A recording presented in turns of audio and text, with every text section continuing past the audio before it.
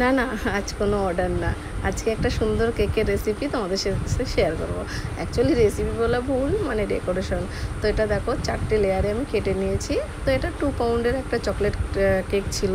Actually এটা হলো আমার দিদির ছেলে, তো ওরই বার্থডে ছিল। তো ভাবলাম যে একটু নতুন স্টাইলের কিছু বানানো যাক। তো এটা আমি অনলাইনেই পুরোটা দেখেছি, তো সেভাবেই ট্রাই করা। তো সত্যি কথা বলতে সাকসেস পুরোটা হতে পারিনি, মোটামুটি 90% হয়েছি, 10% মিস্টেক হয়ে গেছিলো, যেটা বুঝতে পারিনি। তো অনলাইনে আমি এইভাবেই দেখেছিলাম যে একটা স্ট্র দিয়ে আগে কেকের মাঝখানটা মানে একটা লেয়ার করে নিল, তো তারপরে আরেকটা স্ট্র দিয়ে ওই কেকের ভেতরেই আবার ঢুকিয়ে দিল, যাতে ওইখানে যে একটা অভ্র ভরলাম তো সেটাই যেন মানে ওই পাশ দিয়ে ফু দিলে চলে আসে।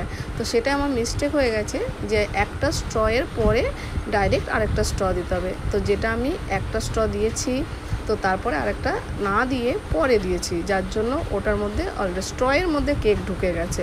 তো এটাই আমার খুব মানে বড় একটা মিস্টেক। তো সব থেকে মজা লাগছিলো যখন কেকটা কাটিং হবে অ্যাকচুয়ালি। তো এটা হলো ফু দিলে ওই মানে অভ্রটা আর কি বেরিয়ে যাবে। তো এখানে একটা ছোট নিয়ে নিয়েছি কেক, তো ছোটো এটাও বানিয়ে নিয়েছি, কারণ এটার মধ্যেই জ্বলবে একটা মানে ক্যান্ডেল। তো সেটা অ্যাকচুয়ালি ফু দিলে নিভে যাবে, একটা ইউনিক টাইপের কিছু। আমার খুব ভালো লাগলো অনলাইন দেখে, তো ভাবলাম যে ট্রাই করাই যাক, যেহেতু বাড়িতেই এইসব ট্রাই করা হয়।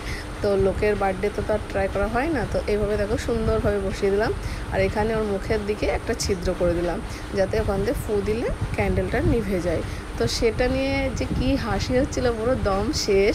তো আমি এটা তোমাদের সাথে ছোট্ট করে গল্পের মাধ্যমে শেয়ার করলাম। তো দেখো কেকটা কিন্তু আমার পুরোপুরি রেডি। তো তারপরে এখানে মোমবাতিটা জ্বালিয়ে দেবো, আর এপাশে একটুখানি মানে আমার মিস্টেকের কারণে যাই হোক। তো এখানে আমি ওর জন্মদিনে 2টো কেক বানিয়েছিলাম। এইবার দেখো দিতে গিয়ে তো পুরো দম শেষ। যাই হোক, আমি অনেকটা ভিডিও কেটে দিয়েছি যে যাতে একটু শর্টের মাধ্যমে তোমাদেরকে দেখাতে পারি। তো এটাই ছিল দিদির ছেলের বার্থডে। তারপরে কেক কাটিং, তো কেকটা পুরো বাজে হয়ে গেছিলো, চারিদিকে অভ্র লেগে গেছিলো, ওর জন্য আবার একটুখানি ক্লিয়ার করে দিয়েছি। তো তারপরে এই খাওয়া দাওয়ার পালা। কি হাসি পাচ্ছিলো যে কেকটা কি বাজে হয়ে গেছে। তো টাটা, দেখা হবে পরের ভিডিওতে।